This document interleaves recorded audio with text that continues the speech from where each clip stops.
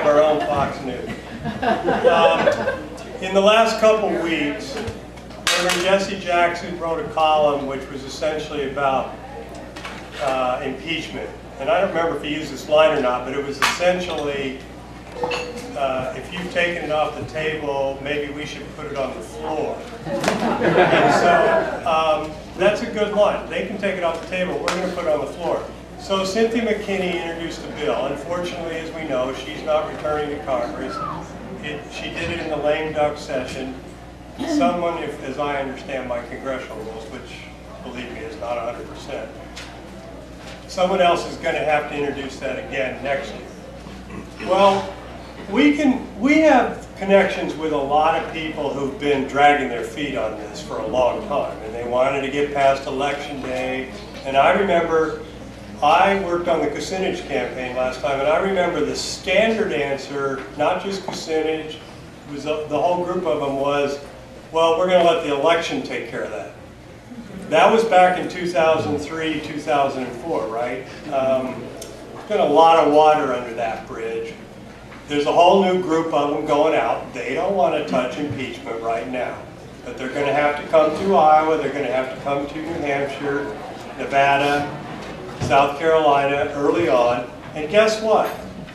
Both congressional districts in New Hampshire and both of the congressional districts in eastern Iowa had surprise anti-war winners, some of whom weren't even pushed by the party whatsoever. Now, they're going to have to go past these people and explain how we're going to end the war when they don't really want to take up the war in Congress either. Those voters elected Carol Shea Porter in New Hampshire despite the DCCC, because New Hampshire voters we're sick of the war. This is an advantage for us. K-Grow-X, when I did an impeachment panel, I don't know, 6 months ago here or something, he was on the panel with us. He's now a front pager on Daily Kos, which is seen by millions of people every week and doesn't favor impeachment. But to Kos's credit, he picked a guy that he knew had been instrumental in the grassroots effort for impeachment and put him on the front page. I'm sure K-Grow, for his own sake, is not going to spend every day talking about impeachment. But we can begin a dialogue now with lots of other people where we start to make more of a political case and less of a moral case.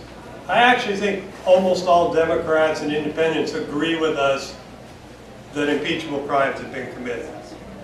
The polls we've all quoted are 51% say if he did wiretapping or if he lied about the war, he should be impeached, right? It's something like 62% said that they wanted the Congress to investigate this stuff. This was last year. This is without any particular leadership from any visible leaders. 67% said they didn't think Congress was asking enough questions. So just by starting the process of asking serious questions, we add 1/6 more Americans to this pile of people who want something to happen. So let's start with forcing our congressional leaders, many of whom are good friends of ours now who have just taken over committees, people that we like, have admired for a long time.